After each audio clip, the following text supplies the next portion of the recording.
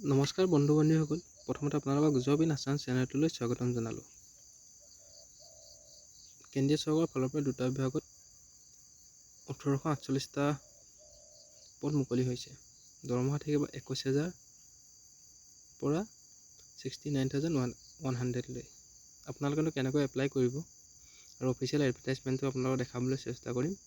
আপোনালোকে ভিডিঅ'টো শেষলৈকে চাব।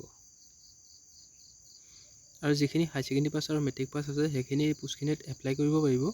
প্ৰথম বিভাগটো হৈছে DRDO চেপ্টাম 10। ছুটিৰ বিৱৰণটো গোটেইখিনি কথা ইয়াত দিয়া আছে।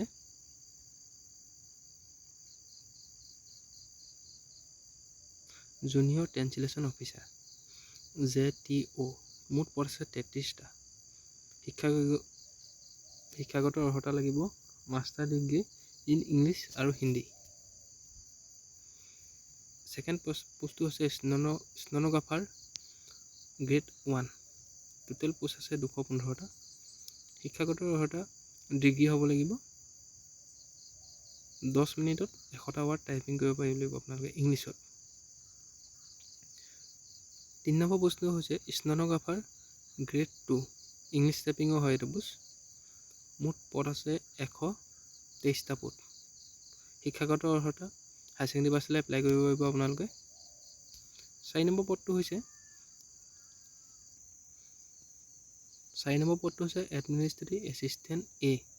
ইংলিছ টাইপিঙৰ হৈছে 250টা পদ আছে। শিক্ষাগত অৰ্হতা হাই ছেকেণ্ডেৰী পাছলৈ পাৰিব। 5 নম্বৰ পদটো হৈছে এডমিনিষ্ট্ৰেটিভ এছিষ্টেণ্ট A। হিন্দী টাইপিঙৰ হৈছে এইটো। মুঠ পদ আছে 12টা। শিক্ষাগত অৰ্হতা হাই ছেকেণ্ডেৰী পাছলৈ পাৰিব। 6 নম্বৰ পদটো হৈছে ষ্ট'ৰ এছিষ্টেণ্ট A। ইংলিছ টাইপিঙৰ হৈছে। টোটেল পদ আছে 134। এইটো হাই ছেকেণ্ডেৰী পাছলৈ পদ হয়। মেট্ৰিক পাছ বা হাই ছেকেণ্ডেৰী পাছলৈ হ'ব। 7 নম্বৰ পদটো হৈছে ষ্ট'ৰ এছিষ্টেণ্ট A। হিন্দী টাইপিঙৰ। মুঠ পদ আছে 4টা। শিক্ষাগত অৰ্হতা 10 পাছ বা হাই ছেকেণ্ডেৰী পাছলৈ হ'ব। 8 নম্বৰ পদটো হৈছে চিকিউৰিটি এছিষ্টেণ্ট A। মুঠ পদ আছে 41টা। এইটোত আপোনালোকে হাই ছেকেণ্ডেৰী পাছ বা মেট্ৰিক পাছলৈ পাৰিব, কিন্তু এক্স ছাৰ্ভিচমেন হ'ব লাগিব। 9 নম্বৰ পদটো হৈছে ভেহিকেল অপাৰেটৰ A। মুঠ পদ আছে 145টা। শিক্ষাগত অৰ্হতা মেট্ৰিক পাছলৈ হ'ব। 10 নম্বৰ পদটো হৈছে ফায়াৰ ইঞ্জিন ড্ৰাইভাৰ A। মুঠ পদ আছে 18টা। ইয়াতো মেট্ৰিক পাছলৈ এপ্লাই কৰিব পাৰিব। 11 নম্বৰ পদটো হৈছে ফায়াৰমেন। 86টা পদ আছে ইয়াত মুঠতে, আৰু ইয়াত মেট্ৰিক পাছ হ'লে আপোনালোকে এইটো এপ্লাই কৰিব পাৰিব। বয়সৰ সীমা দিছে 7 ডিচেম্বৰ 2022লৈ। মেক্সিমাম বয়স 18 বছৰ হ'ব লাগিব, আৰু 27 বছৰলৈকে এইটো পদত এপ্লাই কৰিব পাৰিব। মেক্সিমাম এগ' লিমিট দিছে 30 বছৰলৈকে পাৰিব। যিকেইটা পোষ্ট আছে পোষ্টৰ কোড হ'ব 0301 বা 0401 অনলি।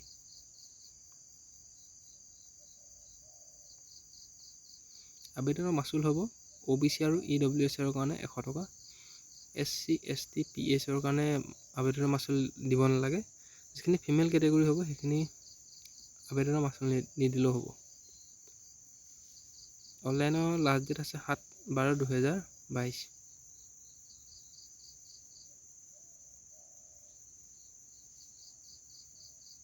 এতিয়া আমি ছেকেণ্ড পোষ্টটোলৈ আহিছোঁ। ছেকেণ্ড পোষ্টটো কেন্দ্ৰীয় চৰকাৰে হয়, CISF কনষ্টেবল ৰিক্ৰুইটমেণ্ট।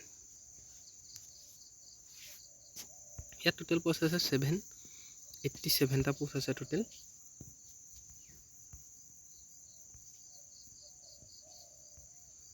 ইয়াত আছে কুকুৰ আপোনাৰ আছে 304, 304টা পোষ্ট আছে। ইয়াত মেলৰ কাৰণে থাকিব, পুৰুষৰ কাৰণে আছে 247টা আৰু মহিলাৰ কাৰণে আছে 27টা।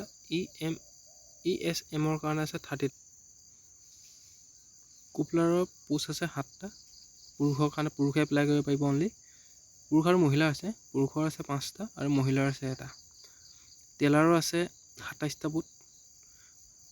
পুৰুষৰ কাৰণে আছে 22টা আৰু মহিলাৰ কাৰণে 2টা। EWMৰ কাৰণে আছে 3টা। বাৰ্বাৰৰ কাৰণে আছে 109টা পোষ্ট। ৱাচমেনৰ কাৰণে আছে 118টা পোষ্ট।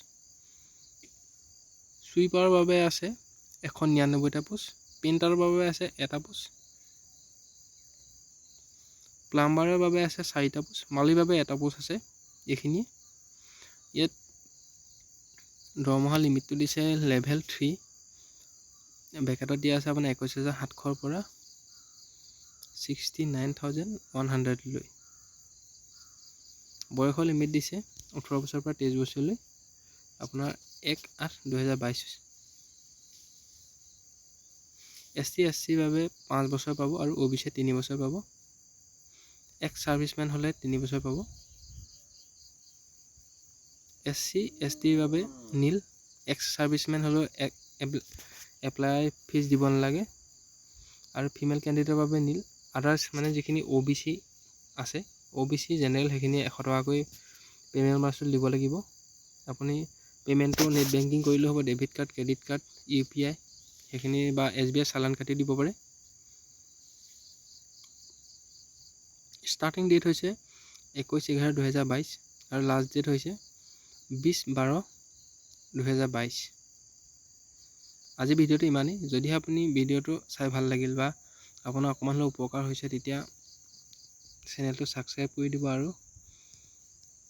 যিমান পাৰে ভিডিঅ'টো শ্বেয়াৰ কৰি দিব। ধন্যবাদ।